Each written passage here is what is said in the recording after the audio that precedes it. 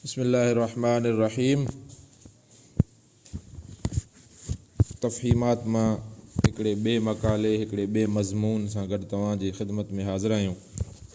मौलाना मौदूदी रहमतुल्लाह अलैह तफ़हीमात जे अंदरि कुझु ख़ासि ऐं अहम इस्लामी मसइलनि जी सम्झाणी ऐं वज़ाहत कई आहे। अॼोके मक़ाले जो उनवान आहे इस्लाम हिकु इल्मी ऐं अक़ली मज़हब। मौलाना साहिब जन लिखनि था, इंसान पंहिंजे जाखोड़ ऐं जुस्तजूअ सां जेतिरा तरीक़ा या मज़हब ईजाद कया आहिनि उन्हनि सभिनी खे ॿिनि क़िस्मनि में विरहाए सघिजे थो। हिकु क़िस्म उन्हनि मज़हबनि जो आहे जेके ख़्याल जे बुलंदनि सां पैदा थिया आहिनि ऐं इंसान जे अजूबा पसंदीअ खे अपील कनि था। ॿियो क़िस्म उन्हनि तरीक़नि जो आहे जेके नफ़्स जे ख़्वाहिशां सां जुड़िया आहिनि ऐं इंसान जे हवासनि खे अपील कनि था। जेतोणीकि उन्हनि ॿिन्ही क़िस्मनि जे तरीक़नि में अक़ुल ऐं इल्म जे सघ खां कमु वरितो वियो आहे, लेकिन उहे न अक़ुल वटां आहिनि, न अक़ुल खे अपील कनि था ऐं न ई वरी अक़ली नतीजा हासिलु करणु उन्हनि जो मक़सदु आहे। अक़ुल ऐं इल्मी सघ उन्हनि वटि रुॻो हिकु हथियार तौरु आहे जिन खां हू अदना दर्जा जा मक़सद माणण लाइ कमु वठंदा आहिनि। हिकिड़ो मादी दुनिया खां नज़र हटाए अंदर जी दुनिया ॾे ध्यानु ॾिए थो ऐं इल्म ऐं अक़ुल सां नफ़्स जे बातिनी क़ुवतुनि खे मादी क़ैद खां आजो करे मकाशफ़ात ऐं रूहानी लज़तनि ते अख़्तियार हासिलु करण जी ॻाल्हि करे थो। उन जे मुक़ाबले में ॿियो तरीक़ो बातिनी दुनिया खां अलॻि पंहिंजी सॼी तवजह मादी दुनिया ॾांहुं फेरे थो, जिते हू इल्म ऐं ॾाह पसां मादी वसीलनि मां नफ़ो हासिलु करणु, जिस्म लाइ आसाइश ऐं हवासनि लाइ लज़तूं हासिलु करे थो। मतिलबु त इल्म ऐं अक़ुल उन्हनि तरीक़नि जा ख़ादिम ज़रूरु आहिनि, पर उहे पाण जहालत ऐं नादानी ते बीठल आहिनि। उन्हनि जे मुक़ाबले में हिकु मज़हब उहो आहे जो अल्लाह पंहिंजे रसूलनि जे ज़रिए मोकिलियो आहे। हीउ मज़हब ख़ालिस इल्म मां पैदा थियो आहे, सरासल अक़ल खे अपील करे थो ऐं उन जो असुलु मक़सदु इंसान खे जहालत जे अंधेरे मां कढी इल्म जी रोशनीअ में आणणु आहे, त जीअं हू काइनात में पंहिंजी असली हैसियत खां वाक़िफ़ु थिए, शयुनि सां पंहिंजे ताल्लुक़ जे हक़ीक़ी नौइयत खे सम्झे ऐं इल्म ऐं फ़हम जी रोशनीअ में पंहिंजे ज़ाहिरी ऐं बातिनी क़ुवतुनि ऐं मादी ऐं रूहानी वसीलनि खे उन मक़सद ताईं पहुचण लाइ कुतब आणे जेको दर हक़ीक़त इंसानी ज़िंदगीअ जो असली मक़सदु आहे, यानी हिन दुनिया में उन ख़िदमत जो ठीक हद हक़ अदा करणु जेको अल्लाह ताला इंसान खे पंहिंजो ख़लीफ़ो बणाए संदसि हवाले कई आहे। हीउ मज़हब इंसान जे कंहिं क़ुवत खे बेकार नथो करे, पर उनखे इस्तेमालु करण जो सही रस्तो ॾसे थो। उहो इंसान जे कंहिं ख़्वाहिश खे पामाल नथो करे, पर माक़ूल ऐं जाइज़ हद मुक़ररु करे थो। हू ख़्याल खे बुलंद परवाज़ीअ खां रोके नथो, मगर उन जे परवाज़ लाइ बहितर फ़ज़ा ऐं हिकु सही रुख़ तय करे थो। इंसान खे मादी जूफ़ीअ लाइ जफ़ाकशीअ खां झले नथो, पर उन जी जुस्तजू ऐं जाखोड़ खे सही मक़सद ॾे मोड़े थो। हू हर शख़्स खे उन कम में लॻाए थो जंहिंजी अहलियत खणी उहो पैदा थियो आहे, चाहे उन जे जो लाड़ो रूहानियत ॾांहुं हुजे या मादियत ॾांहुं। लेकिन उन्हनि ॿिन्ही क़िस्मनि जे इंसाननि खे हू को अहिड़े इल्म ऐं ॾाह सां नवाज़णु चाहे थो जंहिंजे मदद सां उहे घणा दग पंध छॾे हिकु सिराते मुस्तक़ीम ते हली सघनि। इंसान हुजण जे नाते पंहिंजनि फ़र्ज़नि खे सम्झनि ऐं पूरो कनि। मथनि ख़ुदा जा हक़ आहिनि, मख़लूक जा हक़ आहिनि, पंहिंजे नफ़्स जा बि उन्हनि ते जेके हक़ आहिनि तन खे सम्झनि ऐं अदा कनि। जेकॾहिं रूहानियत जी तरफ़ वञनि था त उन में एॾा गुम न थी वञनि जो रुॻो मकाशफ़ा ऐं मुराक़बा ई संदन जिदोजहद जो महवर बणिजी वञनि, ऐं जे मादियत जी तरफ़ मुतवजह थियनि त उन में बि एॾो मोहिजी न पवनि जो जिस्मानी आसाइशुनि, लज़तुनि ऐं मादी कामयाबियुनि खे ई पंहिंजो मक़सदु ऐं क़ाबू बणाए छॾनि। हीउ सरासर इल्मी ऐं अक़ली मज़हब आहे, तंहिं करे उन जी सही पैरवी बि इल्म ऐं अक़ल खां बग़ैर नथी थी सघे। हिते हर विख ऐं हर क़दम ते सम्झ ऐं तदबीर जी ज़रूरत आहे। जेको शख़्स उन मज़हब जे रूह खां अणवाक़ुफ़ु हुजे, उन जे हुकुमनि खां अणवाक़ुफ़ु हुजे, उन जे उसूलनि खे न सम्झंदो हुजे, उन जे तालीम में ग़ौर ऐं फ़िक्र न कंदो हुजे, उहो उन सही रस्ते ते इस्तिक़ामत सां हली नथो सघे जंहिं तरफ़ ही मज़हब वठी वञे थो। उन जो अक़ीदो तेसि ताईं कंहिं क़ीमत जो न आहे जेसि ताईं उहो ज़बानी इक़रार खां गुज़री फ़िक्र ऐं शऊर ते छांइजी न वञे। उन जो अमल बेअसर आहे जेसि ताईं उहो इल्म ऐं फ़हम जे रूह सां रची नथो सघे। उन जो कानून ते हलणु का माना नथो रखे जेसि ताईं कानून जे रूह उन जे दिमाग़ ऐं दिलि ते छांइजी न वञे। जेकॾहिं रुॻो तक़लीद जे राह सां हू बिना सम्झ जे उन मज़हब जी सदाकत ते ईमान रखे थो ऐं उन ते हले थो त संदसि ईमान ऐं पैरवी बिल्कुलु वारीअ जे उन ढेर जहिड़ी हूंदी जंहिंखे हवा जो हर झुल्को पंहिंजे जॻह तां हटाए ॿी जॻह ते उछलाए सघे थो। अहिड़े जाहिल जे ईमान ऐं अंधे जे पैरवीअ में का पाइदारी नथी थी सघे। हर गुमराह करण वारो उनखे सही मरकज़ तां हटाए सघे थो, हर चङो नज़र ईंदड़ रस्तो खेसि पाण ॾांहुं छिके सघे थो, हर वहम ऐं विसविसो, हर मफ़रूज़ो ऐं नज़रियो उनजे एतिक़ादनि जे बुनियादनि खे लोॾे सघे थो। नफ़्स जी हर लहर ऐं गुमराहीअ जी हर लहर खेसि लोढ़े करे काॾों जो काॾे नेई सघे थी। अगरि हू क़दामत पसंदि हूंदो त एतिक़ाद ऐं अमल जी हर उन गुमराहीअ ते इसरार कंदो या अबनि ॾाॾनि खां मीरास में मिली हूंदसि।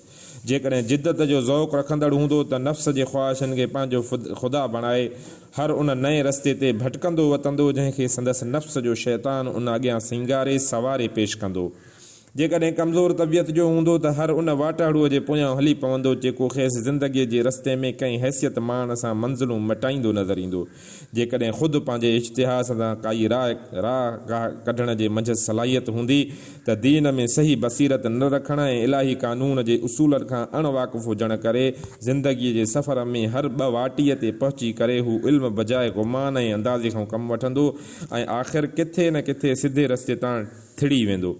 मक़सदु त उन ख़ुदाई मज़हब जे सही पैरवी ऐं उन जी पैरवीअ में इस्तिक़ामत जिहालत ऐं बेफ़हमीअ सां मुमकिन ई न आहे।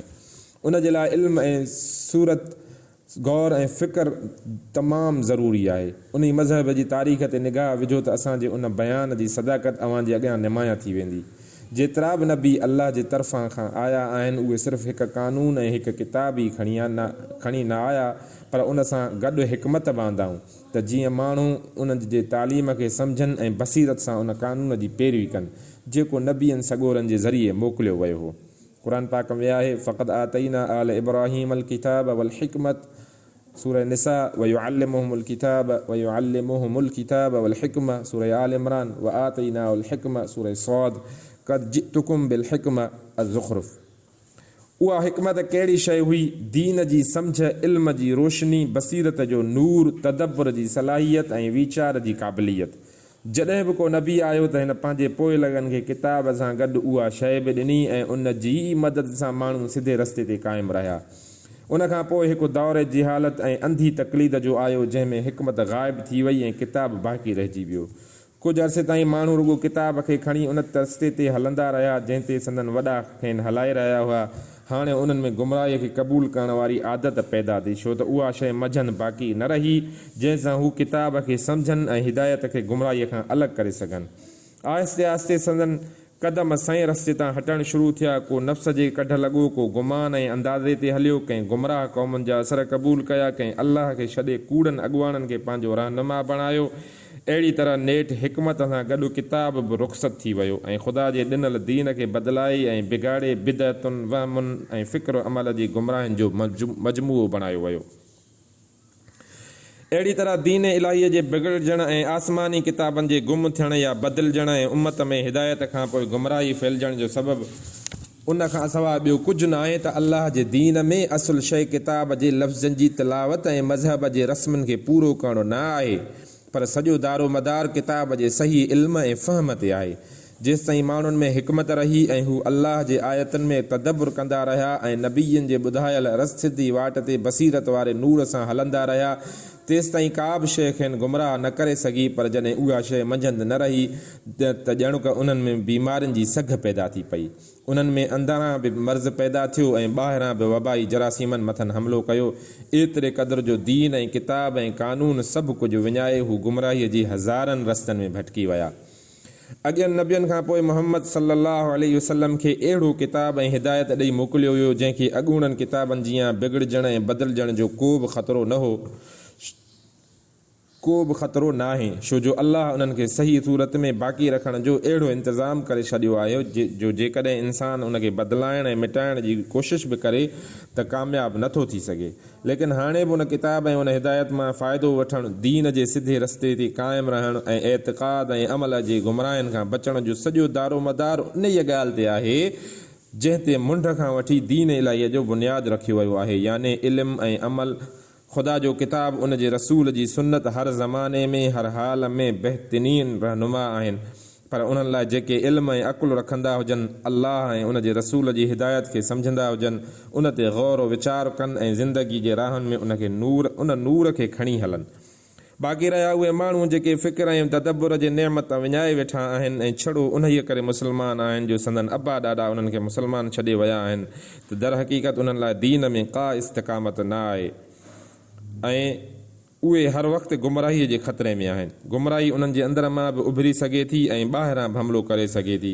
मुमकिन आहे त उन्हनि जी पंहिंजी जहालत ऐं बेसमझी खेनि सही वाट तां भटकाए छॾे ऐं उहो बि मुमकिन आहे त उन्हनि जे आस पास जेके गुमराहियूं फैलियल आहिनि तन मां बि कंहिं जे कढ हू अणॼाणाईअ में लॻी पवनि, छो त वटनि उहा शइ आहे ई कान जा खेनि दीन जी सिधे रस्ते ते मज़बूतीअ सां क़ाइमु रखी सघे थी।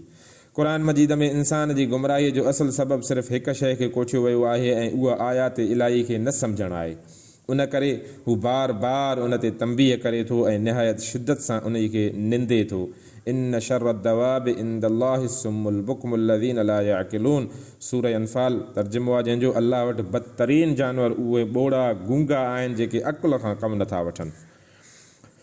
सूरह आराफ़ में लहुम क़ुलूबुन ला यफ़क़हून बिहा वलहुम अअयुनुन ला युबसिरून बिहा वलहुम आज़ानुन ला यस्मऊन बिहा उलाइक कल अनआम बल हुम अदल उलाइक हुमुल गाफ़िलून।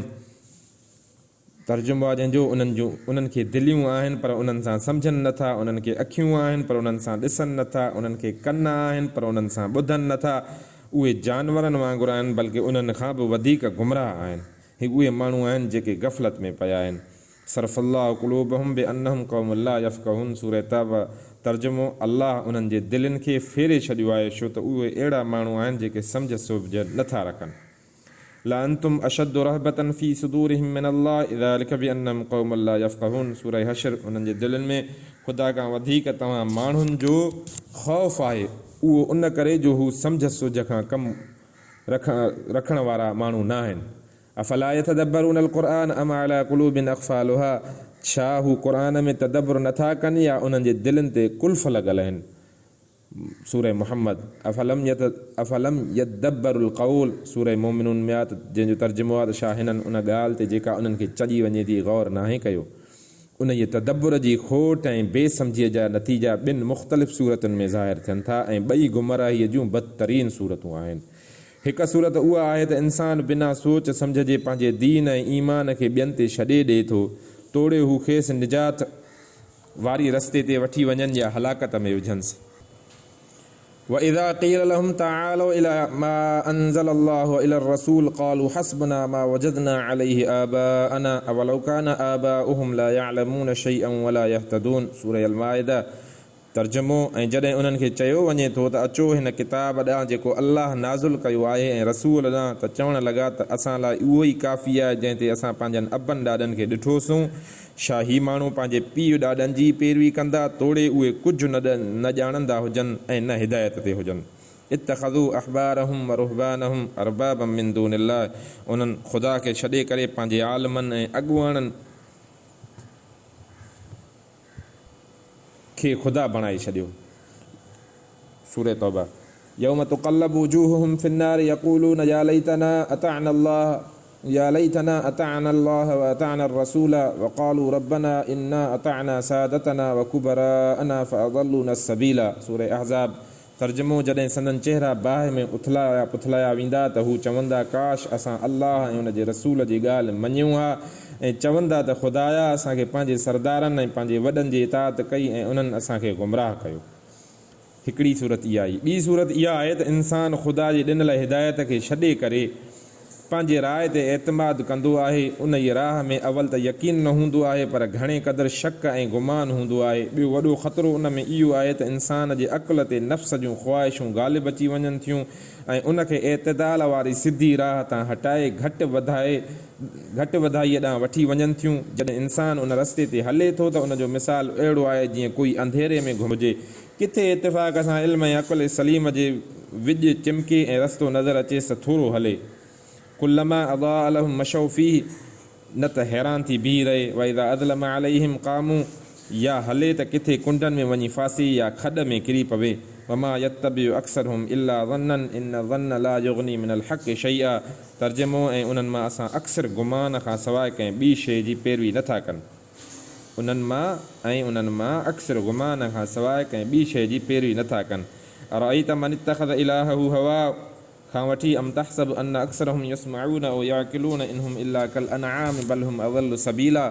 सूरह फुरक़ान तर्जुमा जंहिंजो तूं कॾहिं उन शख़्स जी हालत ते गौर कयो आहे जंहिं पंहिंजे नफ़्स जी ख़्वाहिश खे पंहिंजो महबूद बणाए वरितो आहे। छा तूं उन शख़्स खे सिधे रस्ते ते आणण जो ज़िम्मो खणी सघीं थो? वमन अज़ल्लु मिम्मन इत्तबअ हवाहु बिग़ैर हुदम मिनल्लाह। सूरह क़सस तर्जुमो, उन माण्हू खां वधीक गुमराह ॿियो केरु हूंदो जेको अल्लाह जी हिदायत खां सवाइ रुॻो पियो पंहिंजे ख़्वाहिशनि जी पैरवी करे। वला तुतिअ मन अग़फ़लना क़ल्बहु अन ज़िक्रिना वत्तबअ हवाहु वकान अमरुहु फ़ुर्ता। सूरह कहफ़ तर्जुमो, कंहिं बि अहिड़े शख़्स जी पैरवी न कर जंहिंजे दिलि खे असां पंहिंजे यादि खां गाफ़िल करे छॾियो आहे ऐं जेको पंहिंजे नफ़्सानी ख़्वाहिशनि जे कढ लॻी पियो आहे ऐं संदसि मामिलो लंघे वियल आहे।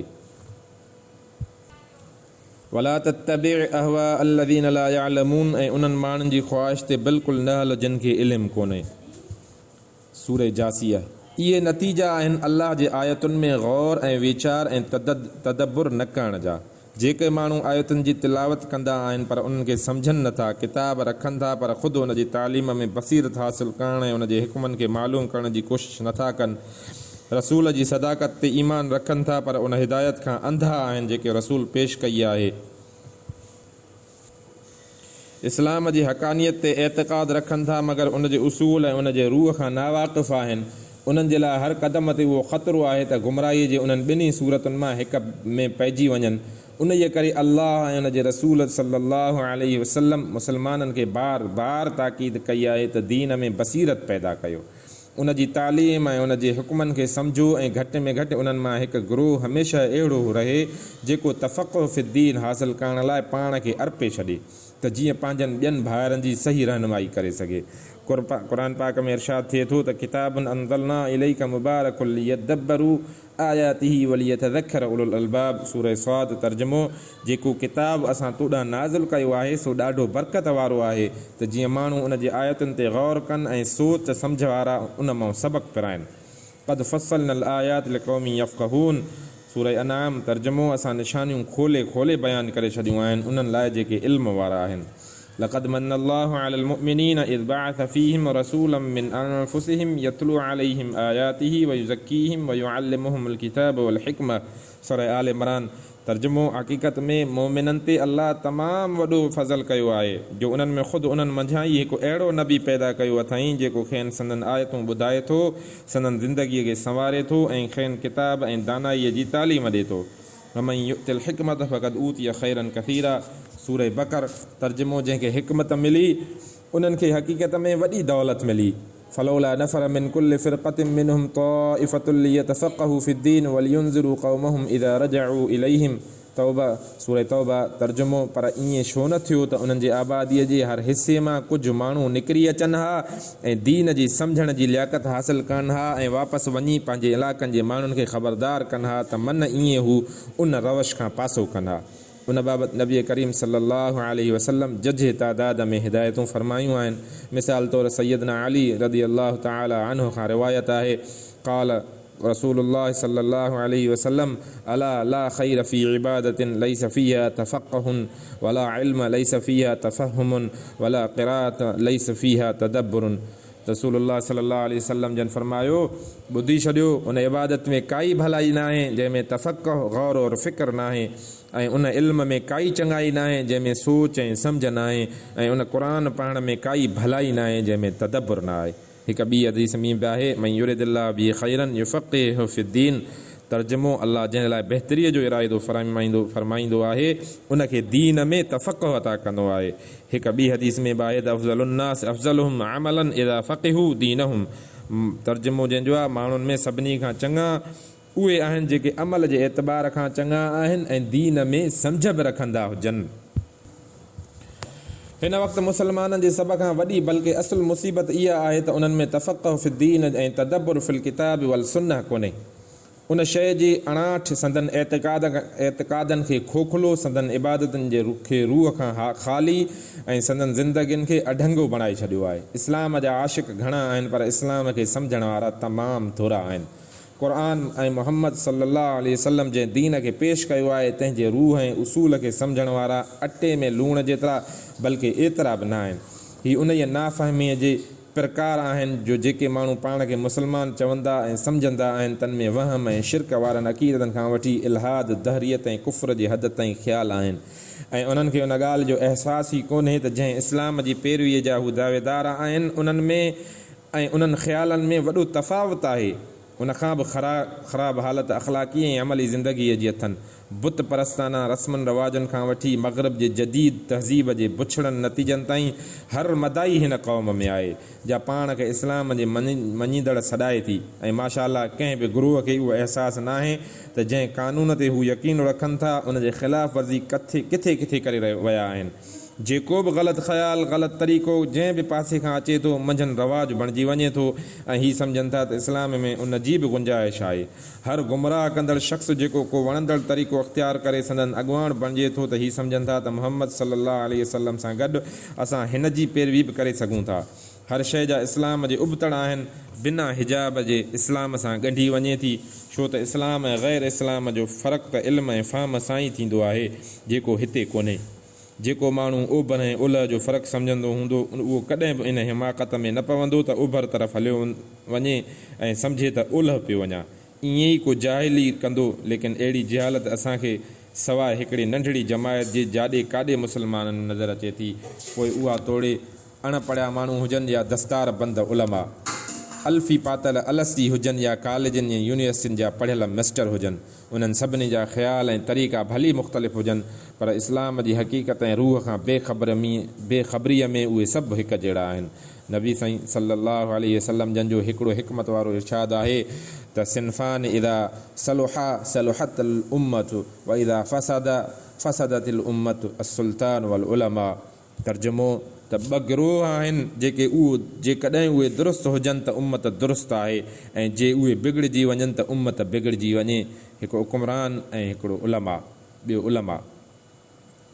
मुसलमाननि जी तारीख़ जो हर बाब नबी साईं सल्लल्लाहु अलैहि वसल्लम जे उन फ़रमान जी सचाईअ ते शाहिद आहे ऐं अॼु असां उन जी सचाईअ खां अॻु खां वधीक चिटो ॾिसूं था। जेकॾहिं असांजे हुकुमराननि ऐं आलमनि में तक़वा ऐं दीन जो सही इल्मु ऐं फ़हम हुजे हा त अहिड़ी हालत न थिए हा पर जे अॼु बि मुसलमान क़ौमुनि खे अहिड़ा अॻुवाण मिली वञनि त हालतुनि जी एतिरे क़दुरु बिगड़ी वञण जे बावजूदु बि सुधारे ऐं इस्लाह खां मायूस थियण जो को सबबु न आहे।